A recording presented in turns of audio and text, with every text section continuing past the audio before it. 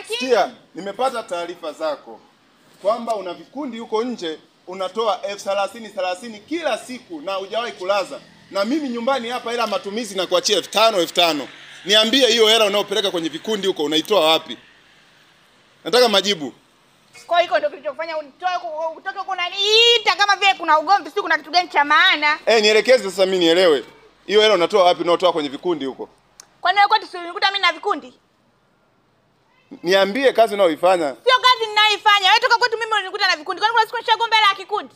Hujai niomba, sijataka kujua kama unaniomba au niombi. Nataka kujua hela unaotoa kwenye vikundi huko. Unaitoa wapi? Hayo ni mambo yangu binafsi, wewe hata hayakuhusu. Hela natoa wapi? Haikuhusu. Wewe ni mambo yangu mimi binafsi. Kumbuka wewe ni mke wangu na haki ya kujua kila kinachoendelea kwako. Mimi hicho kitu unaona kama ni kawaida na kuachia 5,000, alafu una vikundi vya 30 huko nje. Are you serious? Alafu nilikalie kimya hili. Bwana tusichanganyane sawa eh? Achana na vikundi vyangu, havikuhusu. Hayo ni mambo yangu mimi binafsi. Hela natoa wapi hiyo sio kazi yako. Umenisikia? Wewe kama unaona vikundi vyangu vinakuchosha sana niondoke mndani nikuache. Katafute mwanamke ambaye hana vikundi, sio lazima uwe na mimi sawa? Naweza nikaenda kwetu nikaendelea na vikundi vyangu. Mimi siwezi nikaacha vikundi vyangu baba. Kama unaona vikundi vyangu vinakukera sana basi niondoke. Niondoke nikuache. Ukatafute mwanamke ambaye hana vikundi.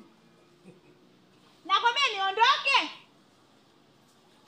Niambie kama niondoke. Sio kama unaanza kujilizaliza upumbavu. Kama nataka niondoke sema, niondoke.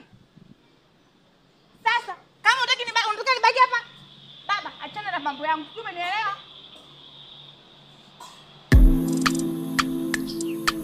Kwa